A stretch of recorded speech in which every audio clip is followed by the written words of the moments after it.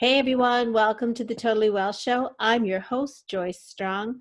The Totally Well Show is a place where we get curious, ask questions, and explore everything to do with health, wellness, fitness, personal development, helping people, and all the things it takes to help you live a strong, joyous life. This is a replay of my time visiting the Hyperconscious podcast with Kevin Palmieri and Alan Lazarus. So I hope that you'll enjoy this revisit from a summer episode. And don't forget to visit Hyperconscious Nation, which is on Facebook. So thanks, a big shout out to my good buds, Alan and Kevin, for having me on the Hyperconscious podcast. Make sure you'll tune into their podcast on a regular basis. They have so much good, fun stuff. And on to the show.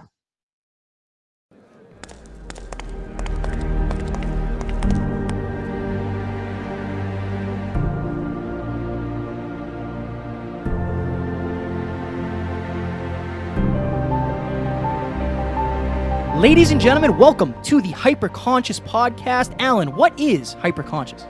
Once you understand why something is the way that it is, now you have the power to change it. Great conversations with great people and great questions are the keys to the kingdom of unlocking your consciousness. Every single action that you do starts as a thought. When you control the way you think, you will control the way you act, and you will control the way you live. That is hyperconscious. Ladies and gentlemen, welcome back to another very special, as always, episode of the Hyperconscious Podcast Small. Today, Alan and I were lucky enough to sit down with Joyce Strong. So she is a former nurse, and she is now a peak performance coach, and she is one of the sweetest ladies I've ever met in my entire life. This episode is for you if you are trying to build confidence. That is something that we talked about a lot, and what confidence will actually get you. Right.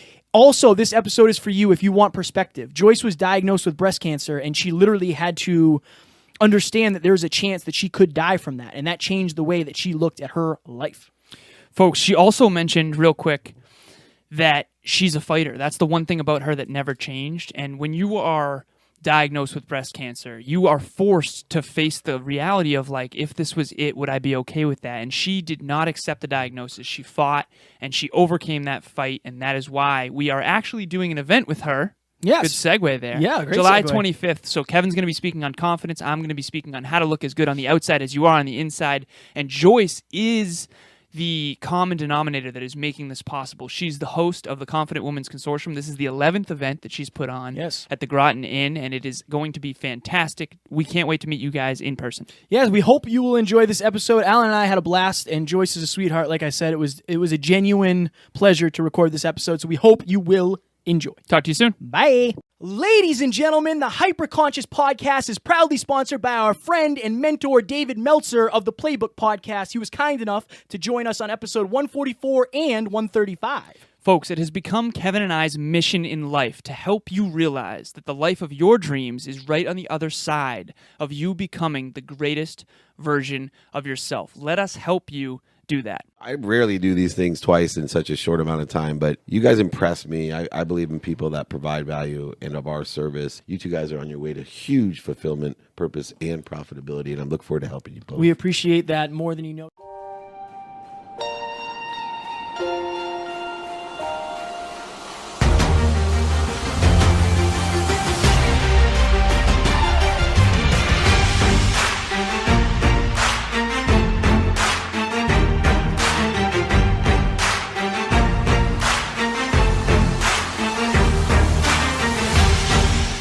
Ladies and gentlemen, welcome back to another very special, as always, episode of the Hyperconscious Podcast. If you're watching us on YouTube, you see that we have a guest in studio. If you're listening, we are sitting down with Joyce Strong. So, we have an interesting story of how we met, but I would like, before we tell our story of how we met, for you to introduce yourself. What do you do in the world, and who are you? Well, I'm Coach Joyce, as my kids call me. And then some other things. I'm Meme to my grandchildren. I took that name from my grandmother, so Meme for French. I'm a mother, 5 kids. I've got 6 grandkids. Let me think. Almost 6. 2 are still in the oven. They're almost ready. Twins? Yeah. And what else? I am a hockey coach. I like to coach hockey and play hockey. I like to coach people for nutrition and performance. And I do a few other things. I play around with the internet a little bit. You do many things. Alan and I are always, and we'll get into the story in a second, but we always say that we're very blown away by your ability to just take action. Right. Like we will mastermind on a call, and then by the time we're done the call, like what you said you were going to do is already done. So that's unbelievably impressive, and we'll get into the story now. So for you guys who are watching or listening, when we were lucky enough to interview Dave Meltzer in person in Boston, there was a meetup after. And shout out to Alan for making me go because I wanted to eat pizza in bed. And if it was up to me, we probably never would have met you. So we went to, the Blue Dragon? It was the Blue Dragon. The Blue Dragon. Yeah. So we went over to, Dave Meltzer does these meetups where he will just go to a restaurant or he'll go to a hotel and he'll just meet up with his fans and he'll let them, ask questions. And that's what this was. So Alan and I walked in. We sat down at the bar, waited for Dave to get done an interview. And then Joyce walked in and then sat down next to us. We started talking. And she said, I'm very impressed with you guys. And we were like, oh, we appreciate the compliments. Please keep them coming. And then from there, we just kind of connected. Yeah, I had come in first, and I must have changed where I was sitting, but I had come first and accidentally walked into the middle of an interview that Dave was doing with the owner of the Blue Dragon, Ming, I think his name is. Yeah. And so then I was there because I was making myself go. My sons were going to meet me later, but I was really, I just felt like this is something I wanted to do and had to do, but I was very uncomfortable and felt out of place. And then you guys came along and, or I came and sat next to you, but I didn't think you were going to talk to me. I was like, these two hot guys sitting next to me and why would they talk to me? And I just said, hey, you here to see Dave? And then you talked to me and you gave me all my, the eye contact, the attention. And once I knew you were there to see Dave, you were probably as eager as I was to see him, maybe more so. I didn't even know that you had the podcast. I didn't even know that you just interviewed him. As I learned that, I'm like, oh my God, they're still talking to me. So I just fell in love with you then because you were just so kind and respectful to my time and were genuinely interested in what I had to say, who I was and why I was there. So it was a big boost in my confidence, which is what I needed. So thank you for that. Well, we appreciate that. Yeah. I think that, again, we were talking, so we did like an hour and a half of preamble before this episode because we like I said, we mastermind every week and we are in a text group. We're always talking. So we're friends at this point. And it's awesome. It's awesome that we were able to get not only a connection, but a friend out of that event. And also, for those who know the event that we're doing, the Confident Women's Consortium, July 25th, 6:30 to 9 at the Groton Inn, you are the person who created the Confident Women Consortium. So I wanted to ask you right off the bat, what does confidence mean to you? Oh, okay. Well, I think confidence is keeping promises to yourself. Mm-hmm. So when you meet other people, and I think, Alan, I've heard you say this too, you meet somebody and they don't keep their promise to you or they're chronically late for their appointments, you don't feel like they care about you. Right. And we do that to ourselves a lot. We make a promise that I'm going to go to the gym, I'm going to do this writing, whatever it is that we set out as our goal, and then we fail to do it, and it chips away at our confidence. Right. So for me, I wanted, with the Confident Women Consortium, I founded it, I invented it as a way for me to put myself out in a situation I wasn't particularly comfortable with, but that I chose to want to grow and follow through with it. So once I put it out in public and made it a thing, I locked myself in. So that's kind of me with coaching as well. Once I became a coach, whether it was hockey or with mindset, helping people with their growth, their own personal growth, and self-development, I locked myself into that role now. So I am Coach Joyce.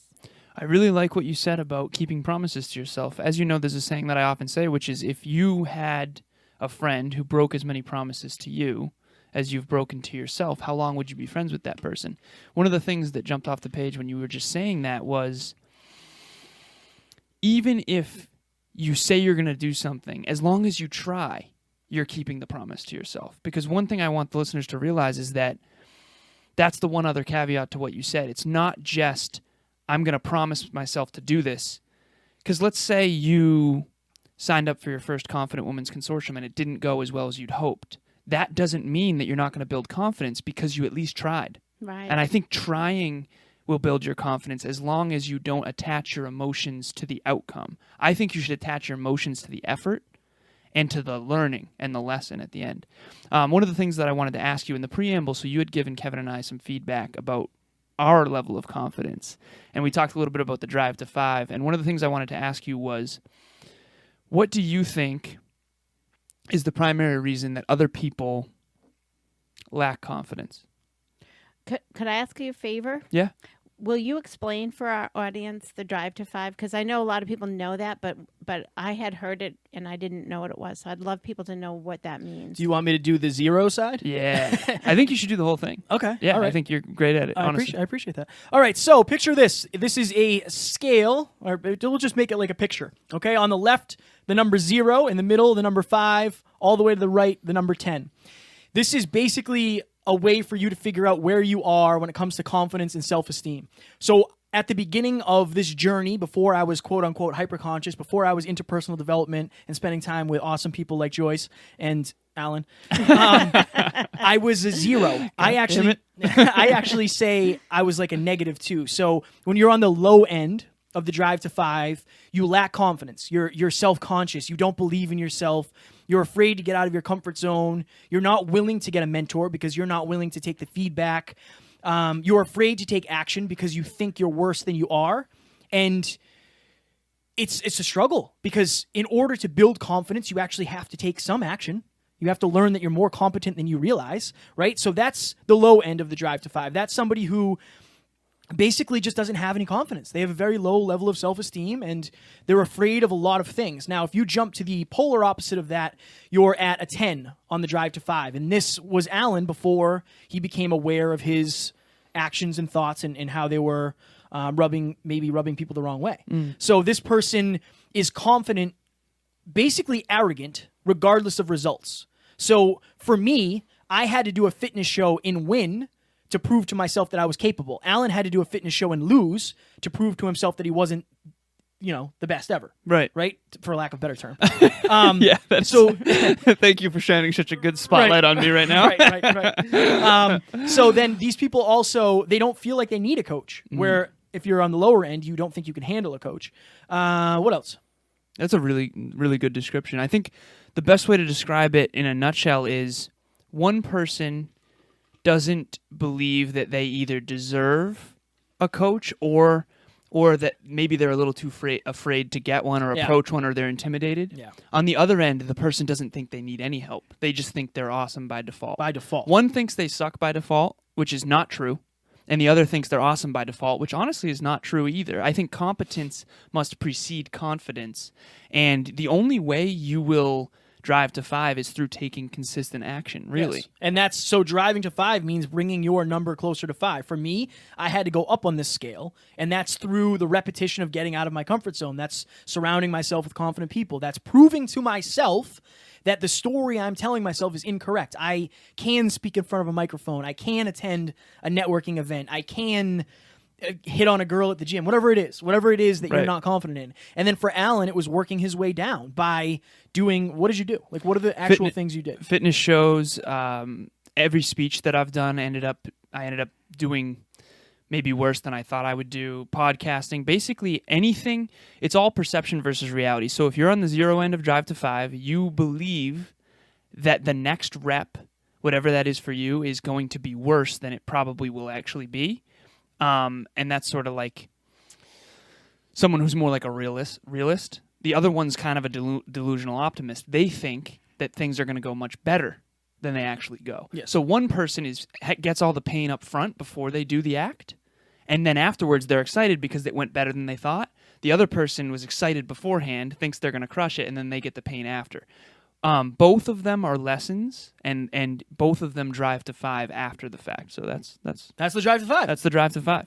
Well, thank you for sharing and Absolutely. clarifying that. And you're brilliant. You're both brilliant. We So appreciate back that. to the original question. Thank you. About what I think confidence. What was it? What do you think is the primary reason why people lack confidence? So you founded the Confident Women's Consortium, and I think you're extraordinary, truly, at bringing people together in an effort to try to connect people who are like-minded. I think you've helped us with that tremendously, Yes. and you definitely take massive action. Like we talked, I think yesterday on our mastermind, because now we're masterminding every week to fill this event.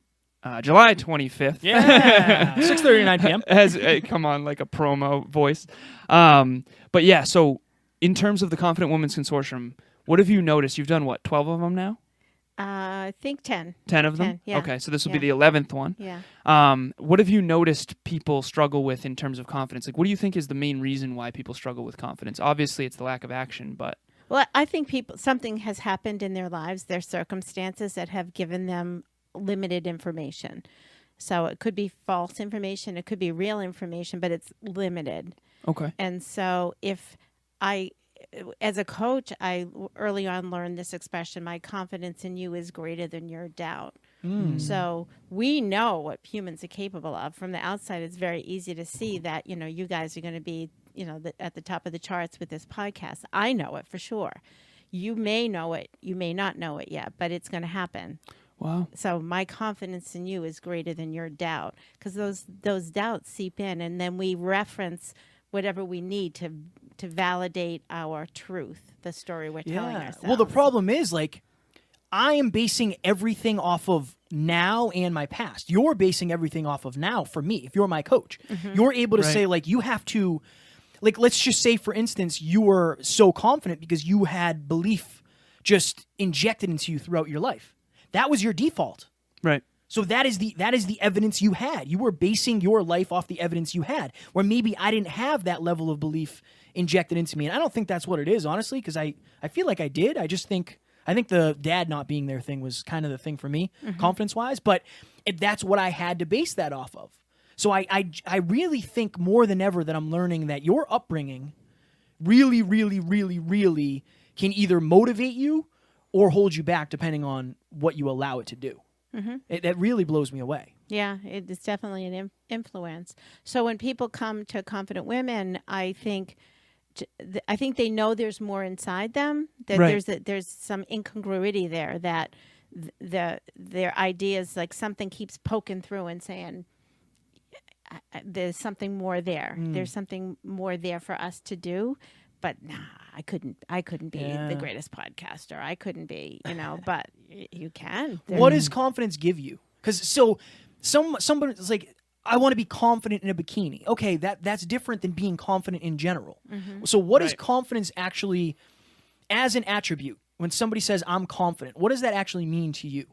And I want to ask you the same thing after, but her first, because, I like her better. Ladies first. Ladies first. That's a really good question. For me, I think confidence gives me ability to help more people. It gives me access to people who I might not have access to or help. That whole thing about asking for help that, Dave has shared with us and helped us all with. Yeah. So it just gives me access to growth and to do more of what I love and what I can do. And in particular, to be, good role model for my kids, to be able to help more people as a coach, whether it's on the ice or, sitting down talking. Alan, what is confidence to you? Like, what does it actually mean? And before you say, I was just thinking this. I'm having a lot of breakthroughs, right? Like, I don't know if it's the coffee, it's just hit the system right. But, okay. The energy. Yeah, I think it is the energy. I was telling Joyce before, like, she does interviews. Obviously, you interviewed us for the Totally Well show. And I said, in person is just different. It's more of a conversation because I can read your body language. I can tell when you're done speaking. I can tell when you're getting ready to speak again. It's a whole different thing. I think, so somebody, when we went to the event to see Shauna Pelton speak. Yeah. And one of the ladies there said, you seem like you're a very confident person. Now, I think your ability to judge somebody else's confidence is only predicated on the fact that you lack it in that arena. So if you see somebody up on stage speaking, if you're afraid of that, you will automatically assume they're more confident than you. Right. And I think I just had that breakthrough here. Right. It's like, well, maybe you were afraid to come here and you feel like I was less afraid. So by default, you're going to think I'm more confident than I actually am. So I just wanted to bring that. I don't know if that adds any value to you guys. I hope it did. No, it does. So for the listeners, it's interesting because we always need a benchmark to measure anything, right? So you are inherently, if you see someone on stage who seems completely confident to give speeches, you might tell yourself a story that they're a more confident human being than you, when in reality, what the truth might be, maybe I lack confidence in specifically speaking on stage, and that person probably has spoke on stage far more than you. Right. Just like at the gym, if you're unconfident at the gym, let's say you're normally a 5 in life on the drive to 5, but in the gym, maybe you don't hit the weight room often, maybe you're at 2, you're going to think Kevin's a 12 just because he's been there thousands and thousands of times. So it's like, be aware of that. Be aware of where you are on the drive to 5 in each arena. I think that's huge. What do you suggest that people do when they're trying to build confidence? Like, what is a good way? Obviously, I'm going to be speaking on this, but I think this episode kind of is all about confidence. I mean, that's the vibe I'm getting, and we'll go with it and see if it changes. But I think a lot of people say, like, I want to be more confident. How would you tell somebody, what would you suggest for them to do in order to actually gain confidence?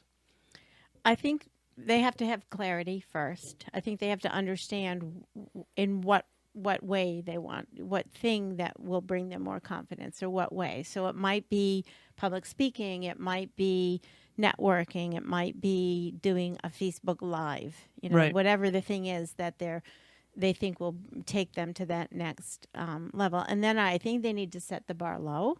Not make it the whole thing. Yeah. So, if you're trying to accomplish, like, building my coaching practice, you guys building your coaching practices or the podcast or all those things, you can only take it one day at a time. So be ready to celebrate each little baby step that you make. Right. But definitely action. You got to take action. You can't just keep talking it. You've got to get out and do it. You've got to do something. So I loved when you said,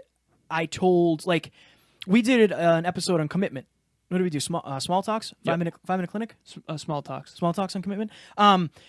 When Alan said, what is the difference to you between a want and a commitment? And I said, when you want something, you usually don't tell other people that you want it necessarily. When you're committed to something, you put it on your Facebook. You put it on your Instagram. You put it on your social media. You tell your boyfriend, your girlfriend, your best friends. Everybody knows that you're committed to it because you know in your mind that if they know I'm committed, I am more likely to actually achieve that goal. So I think a commitment to confidence too, like saying, in this moment, I very easily could just tuck my tail and I could leave the restaurant because I interviewed Dave Meltzer doing an interview. I could just leave. Mm-hmm. But instead, you said, because you're committed to becoming a better version of yourself, I'm going to sit down here and catch my wits here a little bit and see what happens. You very easily could have left if you weren't committed to gaining confidence. So I commend you for that. well, thank you for You're that. very welcome. Yeah. And you had mentioned that you wanted to leave prior to that conversation with us, but you hung in there. Yeah, well, I felt very uncomfortable. I wasn't going to leave because I'm that chin first kind of person. Right. Like, I box myself in and I follow through. So for better or worse. But yeah, I was extremely uncomfortable. I was like, I wasn't sure how I was going to get through it, but I ended up, talking. I met a few people. I made friends on Facebook and had a nice email exchange with Brian Sidorsky. I think that's how you say his name. Yeah. So that was like and then I got to be friends with you guys. So it was a huge win. Turned out much better than I expected. Right. Never ever underestimate the power of one networking event or meeting one person. You never know, like, what the collaborations in the future will be. I tell Kevin all the time, like, we've only just tapped the beginning of the compound effect of the allies we've created on this podcast and beyond. Who you fly with is so important. So there's one thing I wanted to ask you. So you mentioned you have to start small. I think you have to think big, but start small with your actions and build. I think that's absolutely huge. And then kind of get momentum. Big things start small. At one point, Amazon only sold books. Okay, so you constantly get outside your comfort zone, and you kind of force yourself to get outside your comfort zone. You mentioned right before this interview that you were nervous. Mm-hmm. And this is outside your comfort zone technically right now. What are people going to get out of that? Like, why do you do that to yourself? And what do you get out of that? Well, what I'm learning is when you get outside your comfort zone, you're as long as you're out of you're in your learning zone and not in your panic zone, something good is going to happen. So it's Right. now more of a compass for me that I'm in the right place. So when I went to learn to skate, I was terrified, and then in a game, and somebody said, "You play D." I mean, just pick up hockey, but I was like, "But I can't skate backwards." Now I can, but then I was terrified. But then you learn. So I was on the edge of my panic zone, but I jumped on the ice and did a shift, and then the next one was easier. So How do you know? So how do you know what zone you're actually in when it comes? I would say, like, when I was doing all the flying, I was very close to my panic zone of like, but I led with my chin and said, I don't care. I have to do this. Yeah. And I don't necessarily suggest everybody do that because it can be a lot emotionally. And now I have anxiety. I don't know if that's why, but I never had anxiety before that. And you almost got deaded in I Florida? almost got deaded. But how do you know what zone you're actually in? Like, how do you think to yourself, like, okay, and because you're probably also far more likely to like lie to yourself in a certain moment and say like, nah, this might make me panic. I don't need to do this. How do you actually know to figure out where you are? They're not static, right? Those zones aren't static. So you got to think of them as ever moving, ever dynamic, because we're never the same. We have, after this podcast, we're different people already because we've had more time together and more conversation. So it's ever changing, and the panic zone is further away than you'd think, because you're growing. So In real time? You're growing in real time? sure. Because the room becomes more normal. Right. So the beginning of this interview, I just had a breakthrough. Ah, At the beginning breakthroughs. of this interview, what was your uncomfortability, 0 to 10? Maybe a 7. And now it's lower, right? Yeah, Because yeah. you sat in it. Yeah. So it doesn't stay, it isn't static. It Sliding, doesn't sliding scale. Sliding scale. You can use that Yes, here. yes. One of the other things that I really wanted to ask you before Kevin jumps in here is You're your good, you're why. good. So like, Oh, I was going to say about that. I really Yeah, wanted to yeah. ask what, like, okay, so obviously you have 5 children, you have 6 grandchildren, 2 in the oven. Am I Yeah, correct about yeah, that? yeah. You have a lot of people that are in your nest and outside your nest. You have a lot of influence. You've been on this earth for a lot longer than Kevin and I don't mean Watch that your in any mouth, negative way. In any son. negative way, but Happy longer than belated birthday, by the way. Thank you, Exactly. thank you. Right. When was your birthday? It was on Sunday, June 30th. Yes, Yeah. so happy birthday. 66. I feel really proud of that because Yes. I'm a good 66. Oh yeah, Exactly. You ice skate. You play hockey. Yeah. I would say so. Young, energetic, energy, like it's unbelievable. There are some people that I know that are in their 40s that don't have half the energy that you have. Right. So it's Yeah. huge. I wanted to ask you your why though. At this point in your life, what was your why when you were younger and what is it now and how has that evolved? Well, that's very tied into what we were just talking about with the comfort zone because your panic zone gets further away when your why is prominent, right? So Fire. when your ego gets involved, that or your pride, or I know I can learn this, and people are watching. You made it public, so your why plays a big role. So my why now is. I just want to make an impact. I want to set a good example for my children in particular, but for all people, I want to be able to say, here's what I think people should do to be healthy or to make the most out of their lives. And oh, by the way, I'm doing it myself as best I can. That I'm at least working at it all the time. Am I perfect? Of course not. No one is, but I'm working at it, and so I'm not neglecting it. Ladies and gentlemen, we hope you were enjoying this episode where Alan and I were lucky enough to sit down with Joyce Strong. So for our event, July 25th, the Confident Women Consortium in Groton, Massachusetts. Oh, yeah? Alan and I will be giving away 2 free tickets to that event. All you have to do is go to the hyperconsciouspodcast.com, click Join Hyperconscious Nation, and now, as we have mentioned, we are no longer doing the morning minutes. We are going to be doing a Facebook group. We want to connect with you guys. So you have to be part of that Facebook group to get picked, and we'll give you 2 free tickets so you can bring a friend, and we'll hope to change both of your lives. Folks, as he mentioned, we're doing this Facebook group in an effort to do several things. Number one, if you're into personal development and you're new to your journey, a lot of times you feel a little bit alone when you're making that transition, and we want to help you connect with other like-minded, hyper-conscious people. We also want to give you an opportunity to ask us questions anytime. We're going to engage with you. We're both setting the intention right now to stay very, very active on that platform because we want to know what you're going through, the challenges you have, the questions you have, and it's going to help us improve as well because in order to answer your questions effectively and to cater the content to what you're going through, we have to be aware of that. So that's that, and those 2 free tickets are for the Facebook group Hyperconscious Nation. You can go to the hyperconsciouspodcast.com and click join Hyperconscious Nation, or you can go to Facebook and just search Hyperconscious Nation. Yes, and like Alan said, we want to add as much value as possible to you guys, and that is our main focus, and we want to be able to connect with you. The better we know you and what you're going through, the better we can make the content. So I think we should get back in the episode. I do too. All right, let's do it. Talk to you soon. Bye. You said you kind of got into this frame of mind, into this lifestyle, into personal development, into bettering yourself later on than some people. Like, I know one of the things you said to Alan and myself was, how do you guys know so much? Like, when I was 30 years old, I had no idea about any of this, or not maybe any, but, some of the stuff that you do. What catalyzed you getting into personal development and then coaching and then going to networking events by yourself? Like, how did that all come about? Well, I had 5 kids, my first kid at 30, but I ultimately had 5 kids, and I was a single parent and bringing in all the money to support my family. And I don't know. I mean, I learned stuff. I went to Tufts. I went to Simmons. I got a nursing degree. I did a bunch of stuff. By kind of default, started a business. It kind of grew organically, my medical transcription business. And so I just had my head down. I was just kind of like you guys have talked about. I think more you, Kevin, talking about when you were just working to work and you were just concentrating on bringing the money in. Yeah. And I had these mouths to feed.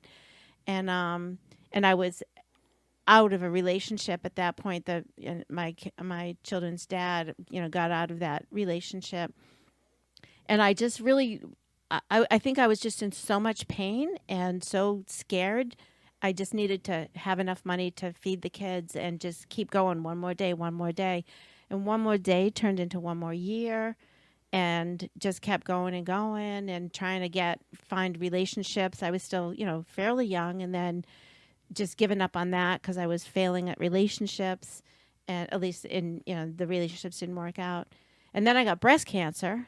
So that wasn't good news. I still had young kids, and but my oldest kids started to get old enough to give me feedback, and and start to set some examples for me. So that kind of just snowballed into, wait a minute, I'm a nurse. I have all this training, all this knowledge, but I wasn't doing anything with it. And then getting the diagnosis with breast cancer, I thought I was going to die. What's that like? Like, I've never experienced anything remotely close to that. I don't think I've experienced it even levels away from me in family members or anything. What is it like hearing that, like, okay, this is something that you have now, and this is going to change your life forever? It's frightening, and especially because at that time, this was 2004, the knowledge was not, it's better now, but still it's very vague. You think, we're in Boston, in the mecca of healthcare, but there's a lot of controversy about what exactly was going on when you hear that word cancer, and a lot of different kinds of cancer. Right. So even as a nurse, I was very undereducated and misinformed, and so I just felt like I was going to die, and I was thinking of who's going to take my kids, how and then I just got mad, and I was like, I almost said a bad word, but I just You can say whatever you want. I just decided that I'm going to fight and I don't want to die, that there's got to be more to life. And then I was like, well, I should learn how to play hockey then. I mean, it just came to me that I should now become a hockey coach, and I should just, all those things that had kind of been suppressed in me that I couldn't do, that because I was a girl, Right. because I was an adult, I can't play hockey, I can't do these things, whatever it was, all of a sudden became almost my defiance, Well, it's, you couldn't do them because you wouldn't allow yourself. That was a story you were telling yourself. I didn't believe I could. Right. And then now it's, guess what? You'll never do those if if you don't, I'm make going to it through die. this, What do I right. have to lose? So Right, might as well. right. There's nothing to lose. I yeah. know you want to jump in here. So Tony Robbins often says this. He says, when do people really start to live? After they, come into contact with potential death. Yeah. Yeah. There might be a country song about that. Live while you're dying. Live Oh like you're yeah. Tim McGraw. Maybe. Yeah. I wrote I don't know it. I don't know country enough. I went skydiving. I went Rocky Mountain climbing. I went 2.7 seconds on a boat named Fu Manchu. Okay. That's the song. And there we go. I had the car accident. He had the suicide moment. Yep. I do think that any sort of brush with death of a loved one, death of a pet, death of oneself, between being jumped by a schizophrenic and then that car accident, and my father passed away when he was 28 in a car accident. I was 26 when I got in mine. It just shakes the snow globe of life and makes you question the way you're living. And it really does free you. I think so many of us are trying so hard to hold on to what we have. Yeah. And we're living in fear of losing and loss because we've all lost and been hurt, that we're like not maybe shooting for more. If you don't try, you really don't have to fail. And you don't have to get hurt, but you're also not going to experience the full breadth of life, Well, you get a new story. Like you're telling yourself a story for your whole life, and then your story changed overnight. Right. My story can't be that. It has to be, what if I die? Yeah. Am I going to... You got to reverse engineer regret in a moment. Yep. You were able to say, would I regret the way I lived if this is true? If this is it. And I think I'm so glad it didn't take you. Right. F cancer. I won't say Yeah. the full word. But because now look at you. Look at what you're doing. You play hockey now. Like, I always see your videos of you playing hockey. We're going to play hockey. Non-negotiable. It has to happen. Oh, let's do that. But, for sure. And now you're spreading positivity and you're spreading your message and you're connecting people. And that's something Alan and I are unbelievably impressed with you because I know a lot of people my age that don't work nearly as hard as you, and they don't have nearly the ambition that you do, and they don't have the drive or the clarity, and it impresses the hell out of me. So I admire that about you a lot. Thank you. I think I feel like it's arrested development that, a lot of us just stop growing and we think we can't. We hit 20 or we hit 25 and we're done. We're done school and we're not improving. Right. It reminds me of another song, Cherry Bomb. I don't know that one. Nor I only do one song per episode. Tops. But it's like we were young and we were improving. That lyric always gets me because that feeling of improving is, to me, the fountain of youth. Oh, so right. if we can go up to our last breath and feel that way, Wow, that that we're was fire. always That was fire. My goodness. That could be maybe a teaser clip. Yeah, maybe it did. Maybe mark that'll be a teaser mark the clip. time. Oh yeah, we don't know how to mark the No, time. no. Go ahead. Say that one more time. So the feeling of improving and learning is you to think me, it's the fountain of youth. That right. you're now. So I'll go out and play hockey with guys who were in their 40s or 50s, Right. and they're over the hill. They were better or their best at high school or whenever they peaked. Yeah. I haven't peaked. Right. What do you attribute the biggest? So like, not obviously hearing the news that I have cancer motivates you to say like, okay, I got to start doing something with my life because my life is very finite. But when it comes to habits or personal development or books or people, podcasts, like what has made the biggest shift for you? Well, I always liked learning, but now I'm seeing the impact on what I curate in terms of my friends, my associates, people who I choose to be around. For so long, it was like whoever was on my kids' hockey team. Yeah, That's who I spent right. time with. Right. And now I have choice. I didn't even know I had choice. And then how I want to apply it. So I will, every morning I start off with listening to a podcast, usually the Hyperconscious I think podcast. we appreciate that. We appreciate you very, very much. Please subscribe and share. Yes, please. But because of where we have this self-development in common, so personal development. I heard that self-development was a good keyword to use. So I want to Was or toss- wasn't? Is. Okay. Interesting. So anyway, I think we have this in common that we're all really fascinated with it, Right. and then being able to apply it. So I reverse engineer, or I heard another term Peter Attia used, backcasting. Ah, yes. Yeah, to be able to say, how this is what I want the outcome to be, and this is what I need to do. So what I'm finding is I can listen to another person's story or learn something that puts me in a particular frame of mind that step, and then I have the outcome I want. Yeah. Do you feel like still, I guess, so we went to a Brendan Burchard event where he has you pick 3 words to live by. Mine is exceptional, enthusiastic, and caring. Mm-hmm. You changed yours recently. Don't ask me. Don't ask? Don't ask me. I don't know what they are. So for you, Everything's changing. if you had to pick 3 words to describe yourself now, what you aspire to be like, Yeah. and the legacy that you want to leave, and the example you want to lead by, what would those words be? Ooh, Putting you on the spot. I am. Hardworking. Mm. I'm blue collar. Check. Hardworking. Yeah. Authentic. Mm. Because for a long time I was like 6 different people. Depends who I was with. Right. And that, I think Dave Meltzer says it another way, but when you come together and you are you, for that reason, I don't lock my laptop or hide my emails so my kids don't see. Yeah. You know, like I don't care. I'm an open book because you're getting me. So hardworking, authentic, and I guess compassionate. Mm. I would say you're all of those. Without a doubt. Yeah. Yeah, For sure. I would. Yeah, you're obviously, so your actions. So from an outside perspective, both of us are like, yeah, totally. Yeah. So you're- check. Yeah, without a doubt. Without a doubt. I think so. All right. I'm going to try to frame this in a way. You are very supportive of Alan and I, and we're unbelievably grateful for that. We appreciate that more than anything. But we did an episode recently on grateful dissatisfaction, and Alan and I are always trying to get better. How do you love yourself for who you are, and you're happy and you're grateful for the person you are, and you know your worth. How do you align yourself with that, but also realize there's more to me, I have more potential, and maybe I'm dissatisfied of where I am in the grand scheme of things? How do you be grateful, but also dissatisfied at the same time? That's easy. Who you are isn't what you do. Can you go deeper? So it's very obvious to me that you guys are rock stars, that you're growing. You know, I was talking about you to someone on the way here. I was like, oh, I'm so excited. I'm going to get to be on this podcast.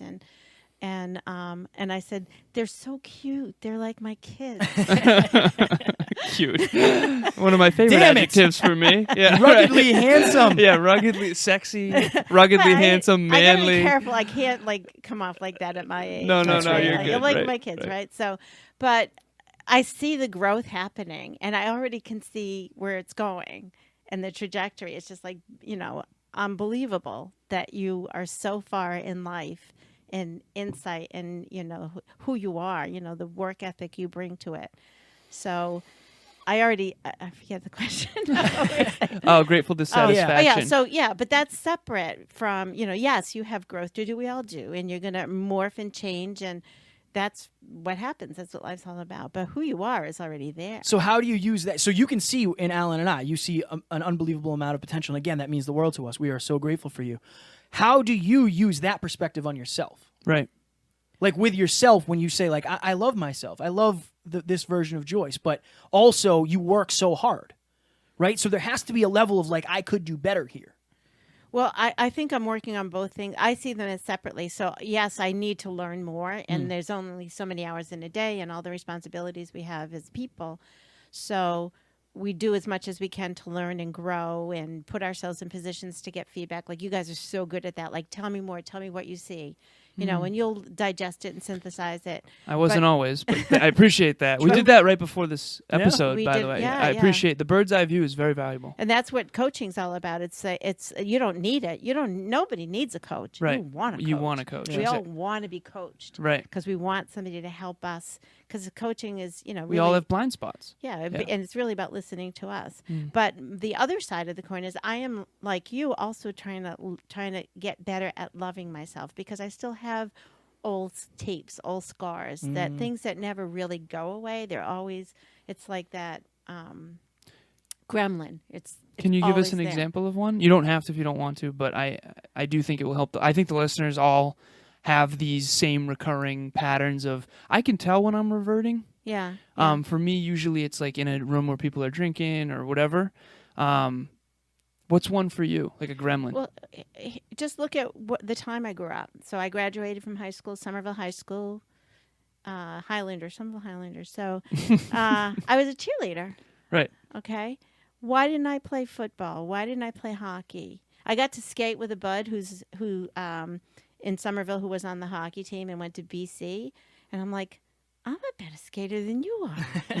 Like, but there's that drive to 5. Taking action will give you the perception that's more true. Right. he's a better player, but I was legitimately a better skater. Right. I said, "Can you do this?" And he's like, "No, you don't need to do that." So, but why didn't I play hockey? I couldn't. Girls didn't play hockey. Girls didn't play sports. Not Conditioning, many of them. yeah. So I grew up in that time frame to believe. Even my dad said to me, "Why should I send you to?" I went to college out of rebellion. Why should I send you to college? You're just going to get pregnant, have kids, and do nothing. Just be a housewife. It's a waste of money.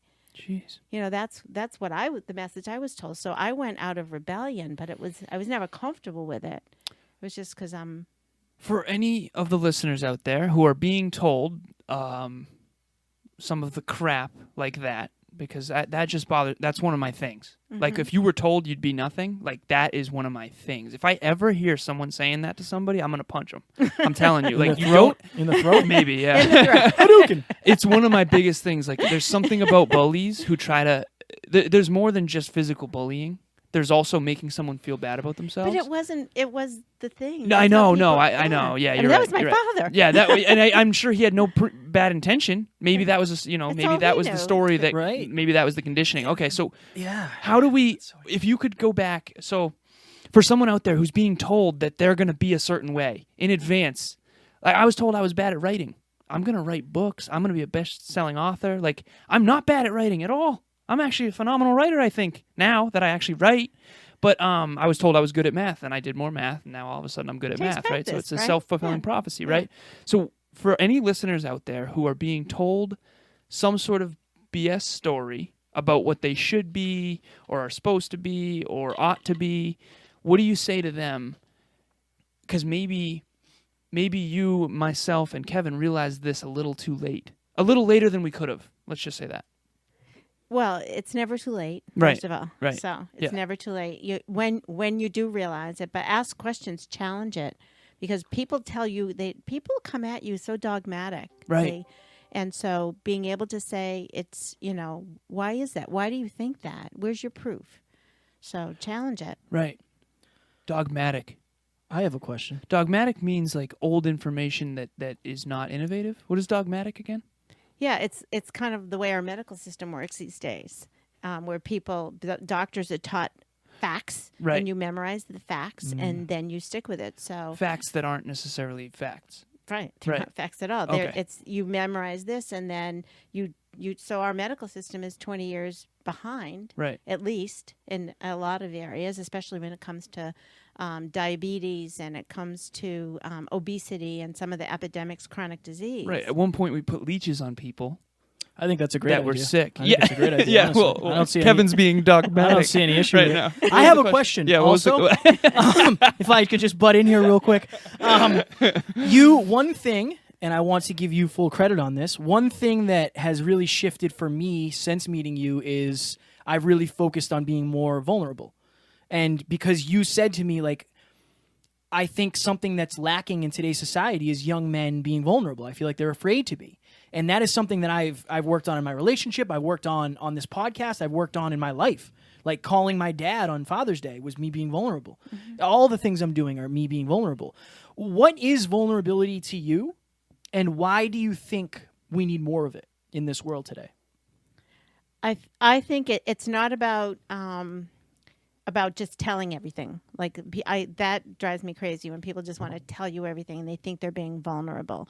It's really, I think, getting back to being authentic, with being honest with yourself about who you are, and if there's shortcomings, if there are things there that need to get worked on, with being willing to address them and talk about them appropriately to the right people, for sure.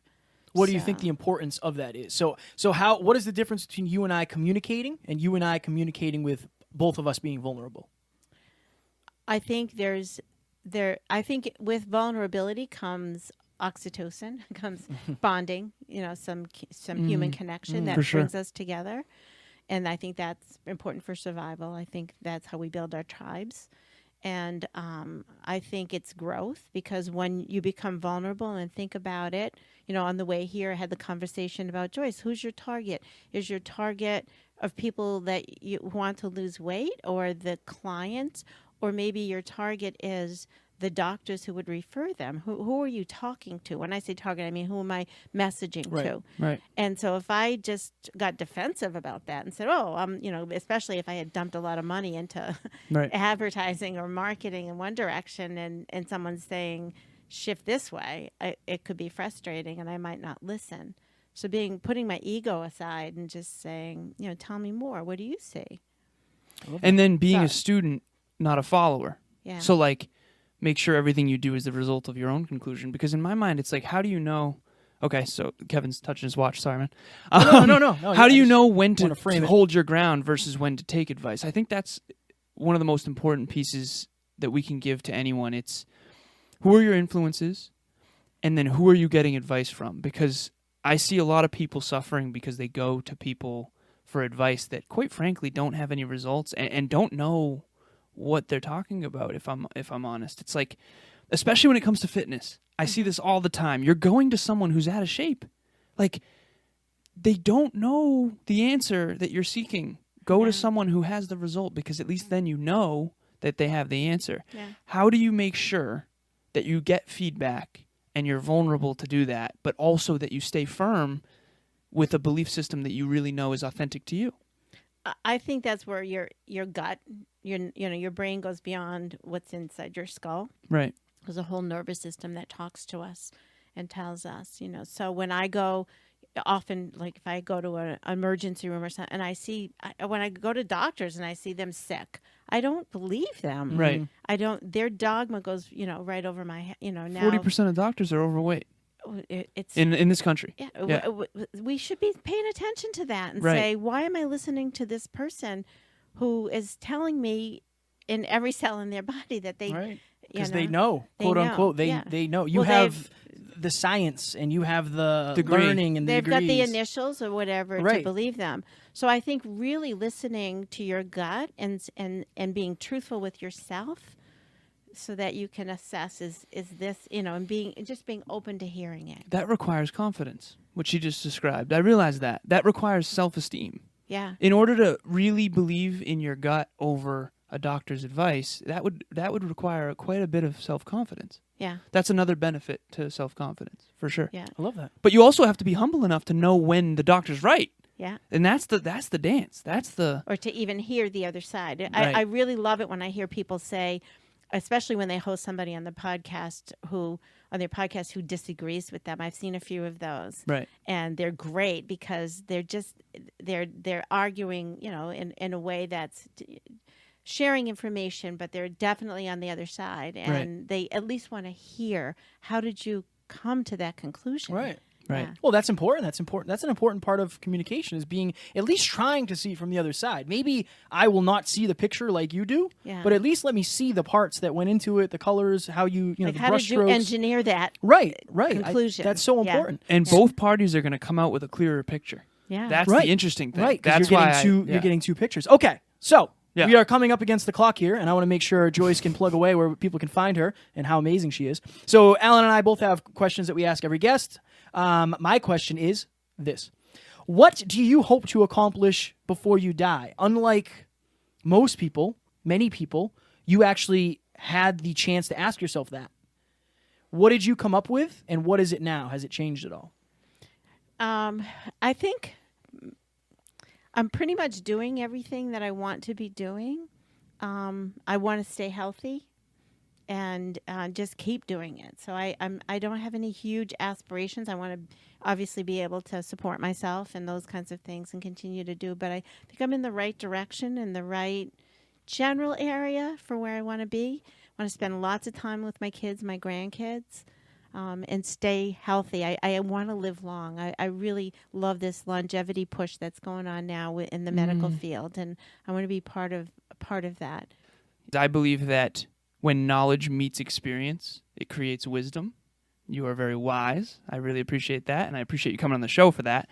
So for my last question, I wear this around my neck. It is the North Star, and it is the brightest star in the sky. And I have that saying that we cannot see the stars during the day. They're always there, but sometimes it takes the darkness. Sometimes it takes the darkness to see clearly that which we simply could not within the light. I recently went through an emotional time yesterday, and I think breakthroughs are honestly sometimes on the other side of when we're in a deep, dark hole. Emotionally, we notice things that we normally wouldn't. So this North Star is a guide, and it's unwavering, and it doesn't change. So you've been on this earth for 66 years. You've obviously grown, evolved, and changed a lot. But what about you never changed? That's a good question. What about me has never changed? I have 2 older brothers, a younger sister, and I used to have to walk to keep up with them. We'd walk to church on Sunday, or we'd be fighting in the house and chasing them around. And there was something about me that was always a fighter and a rebel. Like, I punched somebody in the face in hockey. Yeah. It might have happened. He deserved it. But yeah, that determination in me, that fight, not in a bad way, but just determination. Not sure where that came from. Maybe, to please parents. I'm not sure where it came from, but it's mostly served me well to have that just determination. Well, when you had been told that you had breast cancer and that you were going to die, there was that part of you that eventually said no. Like, no, I'm fighting this. Very quickly. And that fight, that rebel said, like, that's the thing. Again, dogma. You refuse to accept what is, and you fight for more. I think that's huge. That's fire. I listen to that sound. You have that gut feeling. You get that. Yeah. Just something comes up that to you that you want to ignore. You can't ignore because all evidence is pointing elsewhere, and you're like, no, I know this. Right. And Alan's really good at that. Again, that's how we got Dave on the podcast both times. Yeah. Both times. And that's something that I've been actually getting better at, but I think it's because I've been able to learn from him. What do you call that? Intuition? What do you call that gut feeling? That knowing? Gut feeling. Right. How do you articulate that? That's something I'm trying to figure out. Because it's just, I don't know why I have to do this, but I can't explain why I have to do this, but I have to do this. Like, it's just a knowing. It's right. It's a knowing or a little bit of faith that right. I think Charlie said it well.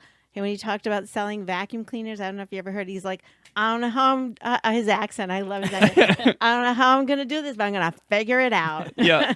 That's him for sure. He is a serial optimist. Yeah, he is. And it's serving him well. He is crushing it right now. Shout out to Charlie for being the rocket. Being the dopest. Right. Yeah. So, yeah, we just know we can figure it out. We know we have all the tools, and we're not going to be able to live with ourselves if we don't. Right.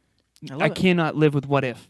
I have to Right, do this. right. Yeah. I don't care if I fail. I'm going to try. Exactly. Yeah. Yeah, My I goodness. love that. Absolutely. So you have survived the hyperconscious gauntlet. I hope you are feeling confident, and I hope you're feeling good because you did a really, really good job. It was awesome. I genuinely was impressed, so I want you to know that. I want people to be able to find you all over social media, all over your website, wherever they can find you, wherever they can hire you, where they can book you, all of those things. Plug away. Well, thank you for having me. Absolutely. Obviously. Thank you for coming. Yeah, no problem. It was a nice drive. So, Total Well Coach, you'll find me on most of the platforms. Joyce Strong on LinkedIn, and Total Well Coach is the website. You'll see events posted there. The Totally Well Show, you'll find that on YouTube, on the Groton Channel. And that's my weekly TV show where I interview people. I'd love to have people reach out to me if they want to be interviewed on the show. Anything to do with health, wellness, fitness, and quality of life. and the Confident Women's Consortium. Yes. And in particular, on July 25th, it's a Thursday night, 6:30 to 9 p.m. I have you guys. Why should people come? People should come if they want to learn how to cultivate confidence, because we have an expert on that. And we want people to come to learn how to, which I love both of these topics, how to look as good on the outside as you are already on the inside. Exactly. So really having, you can't judge a book by the cover, but how we look really does speak to who we are. Right. So putting those two things together, men, women, please come, because it's for everybody. I noticed we already have some guys signed up. Yeah. And I think I had said to you both when we first met that that's an area I'd like to give more help to. I have 4 sons, and so I think young men could really benefit from having you as models. I think, honestly, even... So Alan and I went to Lori Harder's event in Boston, and there was 200 or 300 women and me and Alan. And I think there was 1 or 2 other men. Yeah. And I think that is confidence right there. Confidence is knowing that when Alan and I walk up, and people realize we're the ones doing the speech, and there's women in the audience. This is the Confident Women Consortium. They might be judgy for a second. Well, I told you somebody reached out Yeah, yesterday and yeah. said, I don't mean to be snarky, but what do they know about confidence? Right. Yeah, right. women? Right. So, and I think that's important. I think it's important that it's not just because I'm a man with tattoos does not mean I don't maybe struggle with the same things that you struggle about when it comes to confidence. And also, I think being vulnerable enough to get on a stage in front of women can show other men that, like, I think it's cool. I genuinely do. And plus, men have such a huge influence on, I mean, look at what my dad said to me. Right, You don't think right. that affected my confidence? You're preparing yourselves to be better fathers if you ever choose to do that, because this is generational confidence. This is going to be passed along further than you realize. So, I think I've learned more from women in the last 2 or 3 years than I ever have the rest of my life. I have women clients. I have women mentors. I grew up with women, but I don't think I fully understood the way they think and feel to the extent that I do now. And I think it's helped me tremendously. And I know it's going to help me as a father, as a person, with compassion, warmth, love, empathy, and also in my intimate relationships. I know for a fact I'm just far more equipped. So if you're a man out there, come to this event, because you're going to learn so much from women that you don't realize, because there's a whole nother way to think and way to feel that at least you can understand and relate to and then leverage in your own life. There's a great quote, super fast, then we'll go. Won't be. No matter how thin you slice it, there's always 2 sides. I know now, after studying masculine and feminine energies, that I'm a very, very masculine energy, even though I grew up with women. And I needed to understand the other side in order to be a whole, balanced human being. That's it.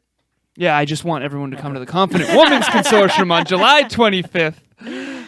Seriously, though, it's going to change your life. and I hope we've dispelled the myth that this is like all about, somebody said this to me too, there's about a bunch of women talking trash about guys. Oh, no. No, it's not even remotely that. No, It's no. not anything like that. This is really for everybody. It's just a low-key, have a nice, delicious meal. It Oh, it was is. delicious It was meal. amazing. Yeah, and a beautiful spot, and spend time with just people who want to get better themselves or have something to give.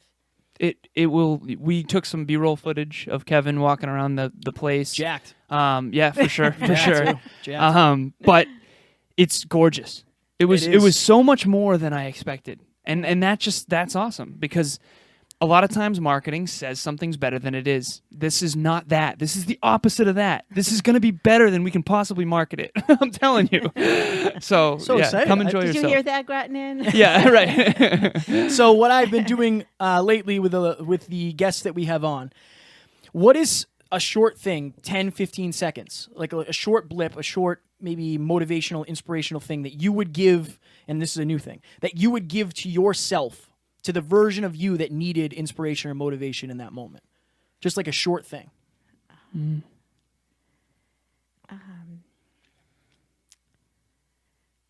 Just try. Just go try. I like it. That was a vulnerable moment for you. Were you talking to your old self right there? And myself now. Right. Yeah. Just go try. Yeah. I just love go it. Try. You try. Yeah. I see you trying. You try harder than most people that I've ever met. So I appreciate you coming on. It was fun. Yeah, It was fun, but I enjoyed, like I told you before, like this, I just want certain ones to be conversations. This was a great conversation about who we are today, why we are who we are today, how to get better, and this is what hyperconscious is all about. Aw. And Feeling the love. I want signed copies of your books. Oh, of course, of course. I books don't that- forget. that don't I exist knew yet. you then. I knew you back when. Right. We will never forget. We will never forget. Hey, Of course not. Those books exist. Well, Alan's Right. existed, and then it didn't anymore. My book will be done before Alan's. I don't even know the name Well, of it. they already exist. That's true. Right. That's true. Right. Anything you want to leave listeners with, Alaz? I think getting around people who are older, and I don't mean that in a negative way, I but don't they're take it wise. that way. It's so I have so many mentors now that are so far ahead of me on this life journey, and I've learned so much. And there's something different about it. Like, you've spent 66 years on this planet. Like, we couldn't possibly know all the things that you know, and I think that, asking the right questions to older, wiser people is going to change your life if you're out there. So just do that. That's the only thing. Ladies and gentlemen, if this episode added value to you, please subscribe and share this with anybody that you think it would also add value to. And that was Joyce Strong. Thanks for coming on the show. Thank you. Thank you. Bye. Talk to you later. Ladies and gentlemen, we hope you enjoyed this episode where Alan and I were lucky enough to sit down with Joyce Strong. Up next, we have a very special 5-minute clinic on the word support. So support can mean any number of things, but I talk about supporting somebody when they need help. Like, how do you actually support somebody? It's not always giving them advice. Sometimes it's just giving them a shoulder to lean on. Sometimes it's just listening. Right. Support comes in many different ways, and when you know how you like to be supported, that helps. And when you know how the people around you like to be supported, that also helps. The one thing I want to say, too, is it's important to understand who to go to for support. You want to go to the people that have the results in that specific arena. You don't want the blind to lead the blind. To be very careful who you take advice from and who you go to. Make sure they're not judgmental. Make sure they're someone who loves, trusts, and who you care about, who you love, trust, and care about. And they care about you. That's important. Do not miss this episode. It is dropping Monday, and we will talk to you then. Talk to you soon. Bye. Ladies and gentlemen, thank you so very much for listening to another episode of the Hyper Conscious Podcast. Going hyper-conscious will absolutely change your life, because if you understand why something is the way it is, now you have the power to change it. If you going hyper-conscious with us has changed your life in any way, please share this episode with one of your friends, because the more people that go hyper-conscious, the better this world's going to be for everybody. And if you would kindly leave us a 5-star review on iTunes, that would help us make more people hyper-conscious, and we would be greatly appreciative. Thank you. Bye.